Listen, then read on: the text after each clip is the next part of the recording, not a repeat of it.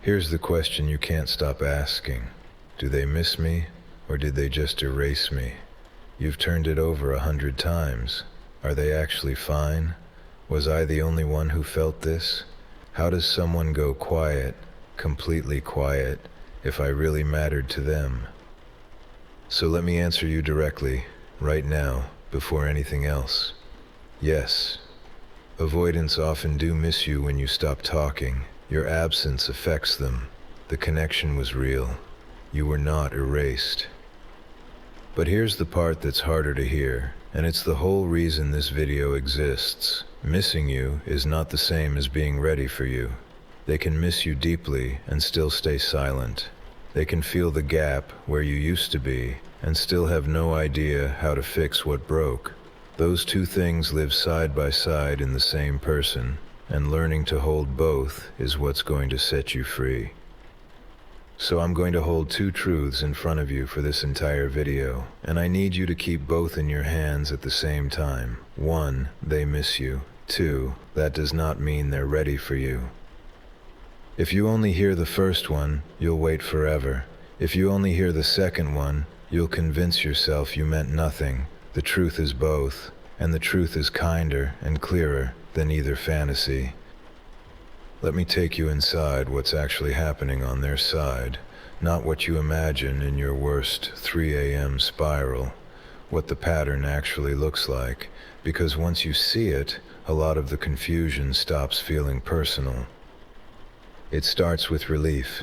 When you go quiet, the first thing a lot of avoidants feel isn't grief, it's relief.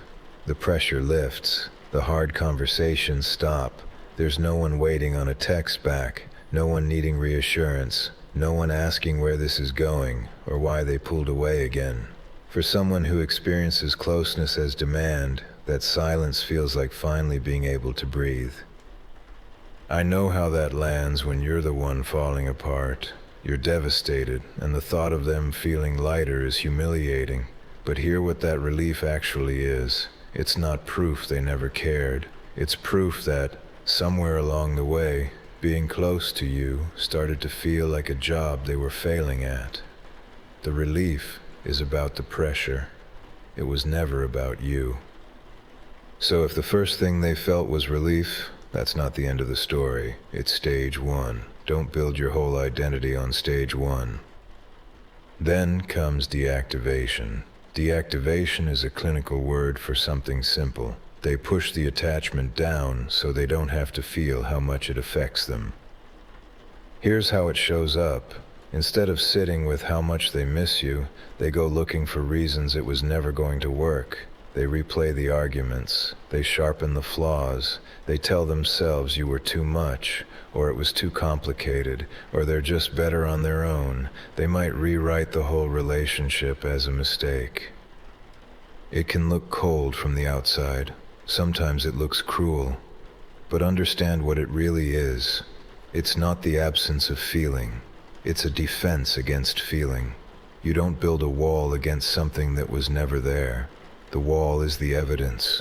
They're managing grief by refusing to call it grief. So when they act like it meant nothing, that performance is doing a job. It's keeping the real feeling underground, where it can't reach them. That's deactivation. It's not the truth about you, it's a strategy about them. Next, they settle into distance. Once the relationship isn't close enough to feel demanding anymore, they relax into the gap. And this is the stage that wrecks you, because this is when you watch them function. They go to work, they see friends, they post like normal. The stories keep coming, the photos look fine, maybe better than fine. And you're sitting there thinking, how are they okay? How is their life just continuing while mine has stopped? Here's what you're actually seeing. You're seeing the part of them that's built to look fine. Distance is the avoidant comfort zone, close enough to remember you exist, far enough that nothing is being asked of them. The calm you're watching isn't the inside of their chest, it's the surface they're most practiced at holding. A normal-looking feed is not a confession that they've moved on. It's just the volume turned down. Don't read their highlight reel as a verdict on whether you mattered. And then something shifts. This is the part nobody tells you about. Once enough time passes, once the pressure is fully gone, the relationship slowly starts to feel safe to remember. While you were still around, you were attached to demand, to the conversations they couldn't have, the needs they couldn't meet, the version of themselves they didn't like being. But distance does something strange. It strips all of that away, and what's left, after the pressure burns off, is the warmth, the inside jokes, the way you looked at them, the ease of the good days, the specific things only you did. This is when missing you actually gets clearer for them. Not at the start, but here, later, after they felt safe enough to stop defending. The person they pushed away stops being a source of pressure and starts being a source of loss. So if it feels like they were unbothered for weeks and you can't make sense of it, that timing isn't coldness, it's the pattern. The missing was always going to be delayed. It tends to arrive exactly when you finally stopped waiting for it. But here's where I have to be straight with you, because this is the hinge the whole video turns on. They can reach all of this, the nostalgia, the missing, the regret, and still not reach out. This is the thing that breaks anxious hearts, so I'm going to say it as plainly as I can. Avoidant feelings do not always turn into avoidant actions. They can think about you constantly and never type the message. They can feel real regret and let it sit there, unspoken, for months. They can replay the moment it fell apart, feel the shame of how they handled it, miss you in a way that genuinely hurts, and freeze every single time. Why? Because reaching out means re-entering everything they ran from. It means the hard conversation. It means accountability. It means being known again, and possibly failing again. For someone whose whole system is built to avoid exactly that, the feeling stays trapped behind the fear of acting on it. So please hear this. Their silence is not a measurement of how much you mattered. You can matter enormously to someone who is too afraid to show it. Missing you is a feeling. Reaching out is a risk. And inside an avoidant person, those two things don't automatically connect. And sometimes, not always, but sometimes, the feeling does leak out. It just doesn't come out as repair. It comes out small. A story view after weeks of nothing. A like on an old photo. A vague hey with no follow-up. A meme that's basically a tap on the shoulder. A song. A casual message that goes nowhere. An emotional check-in that feels warm for a day and then evaporates. When you're starving for any sign that you were real, a single story view can feel like a heartbeat. I'm not going to mock that. It makes complete sense, but I need you to see these for what they are. A small return is a feeling escaping. It is not a plan to come back. It's not an apology. It's not a willingness to do the work. Most of the time, a signal like that is them dipping a toe into the warmth without picking up any of the responsibility. So here are 3 lines to keep, and you're going to need them more than once. A like is not accountability. A message is not change. A return is not proof that the pattern is fixed. A signal tells you they felt something. It tells you nothing about whether they're ready to do anything with it. Now I want to turn the camera around, because so far we've talked about them. Let's talk about what this is doing to you. If you've been collecting these signals, the views, the likes, the timing of a post, the song you're sure was about you, and turning each one over for evidence, I'm not going to tell you you're crazy. I'm going to tell you what's actually happening to your brain, because there's a mechanism here, and it has a name. It's called intermittent reinforcement. In plain English, you get a little warmth, then silence. A sign, then nothing. A message, then distance. Hope, then a wall. And it's not the warmth that hooks you, it's the unpredictability. If they were consistently cold, you'd grieve and move on. If they were consistently warm, you'd feel safe. But warm, then silent, then warm, then nothing. That's the exact pattern that makes a brain obsessive. It's the same wiring as a slot machine. You keep pulling because you never know which pull pays out. That's why you can't stop checking. That's why one story view can hijack your whole afternoon. That's why you reread old messages looking for the meaning you missed. You're not weak. You're not pathetic for caring this much. You're caught in a feedback loop that's genuinely hard to leave. And here's the cost nobody warns you about.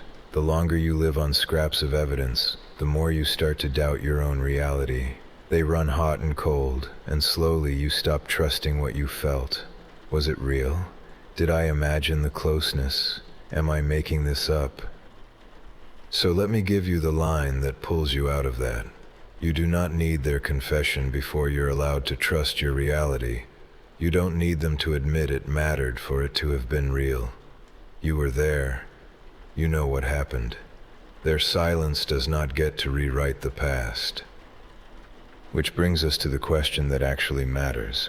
Because do they miss me isn't really the question. It's just the one that hurts the least to ask. You already know the answer. We spent this whole video on it. Yes, in their own delayed, buried, conflicted way, they miss you. But notice that the answer doesn't fix anything. You can have a definite yes and still be exactly where you are right now. Alone, waiting, checking. So here's the question to ask instead. Not, do they miss me? But, what do I do if they do? What do I do if they miss me but never reach out? What do I do if they reach out but can't stay? What do I do if they regret it but can't take responsibility for it? What do I do if I was real to them, genuinely, deeply real, and they still can't love me in a way that's safe and steady and present? Sit with those because that's the real terrain. The painful possibility was never that you meant nothing. It's that you meant something and it still wasn't enough to make them show up. Both of those can be true at once. You mattered and they still couldn't do it. And once you can hold that, something changes. You stop auditioning for their feelings. You stop trying to earn a confession out of someone who avoids honesty by design. You stop building your recovery on the hope that they'll come back changed, because hoping someone changes is not a plan, it's a wish. So let me bring this home, and I'll give it to you straight, the way I'd want someone to give it to me. Yes, they miss you. Yes, you mattered. No, you were not erased. The connection was real, and their silence does not get to take that away from you. Hold on to that. It's true, and you've earned the right to believe it. But your future cannot depend on whether someone privately misses you while publicly staying gone. Their hidden feelings, however real, are not enough to build a life on. A feeling they won't act on can't hold you. Regret they won't speak can't show up for you. Missing you, on its own, does nothing for you. Here's the line I want you to take with you.